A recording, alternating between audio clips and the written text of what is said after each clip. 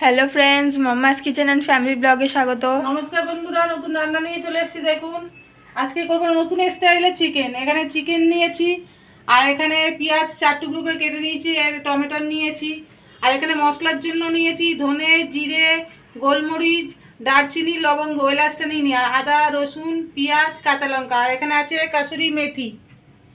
দেখতে থাকুন। চিকেনটা এবারে ভালো করে আমি মাখিয়ে রাখবো। এখানে মশলা করে নিয়েছি, নুন হলুদ সব দিয়ে নিচ্ছি একসঙ্গে।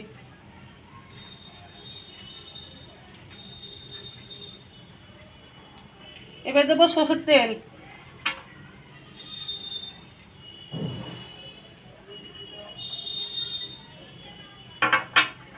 আর এই পেঁয়াজ টমেটোর একসঙ্গে দিয়ে মাখাবো। ভালো করে মাখিয়ে 10-15 মিনিট রেখে দেবো।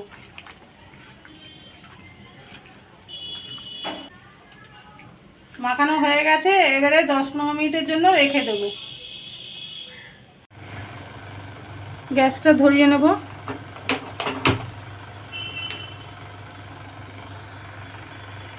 কড়া গরম হয়ে গেছে, সরষের তেল দিয়ে দেবো।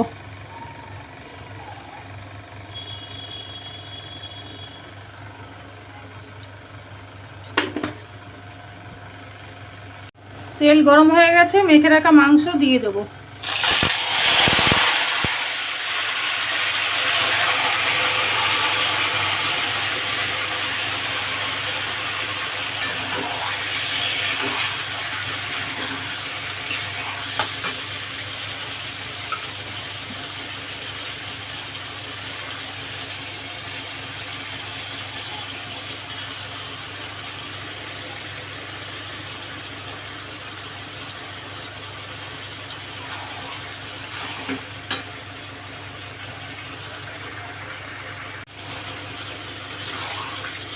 মাংসটাকে ভালো করে কষতে হবে।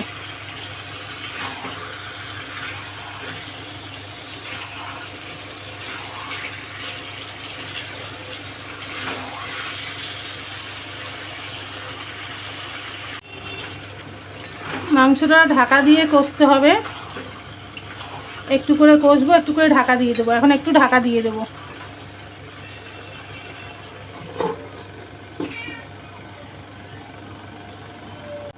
আবার একটু থালার ঢাকনাটা খুলে আবার একটু নেড়ে দেবো।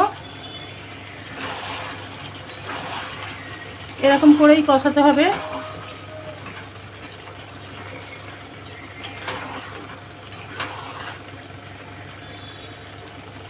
আবার একটু ঢাকা দিয়ে দেবো।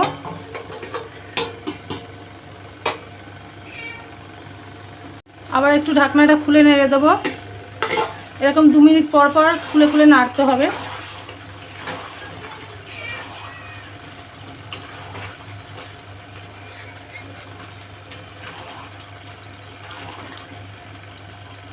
আবার একটু ঢাকা দিয়ে দিচ্ছি।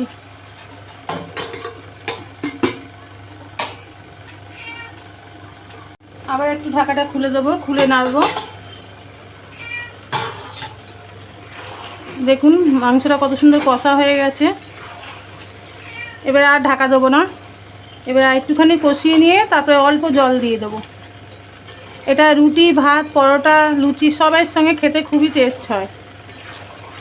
আপনারা একদিন বানিয়ে খেয়ে দেখবেন বাড়িতে।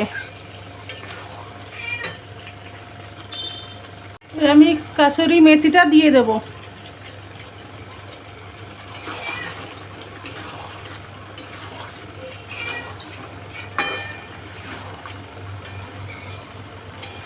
এবার অল্প একটু জল দিয়ে ঢাকা দিয়ে দেবো।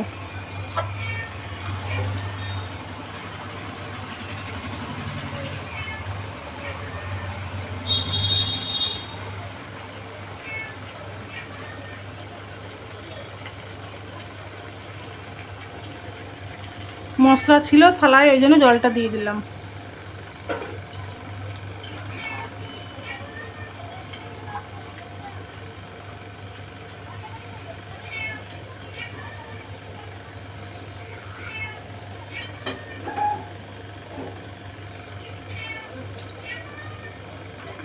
এবারে কিছুক্ষণের জন্য ফুটতে দেব।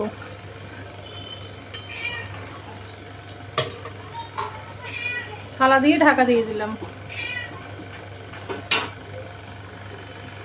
তরকারিটা এবার দেখবো।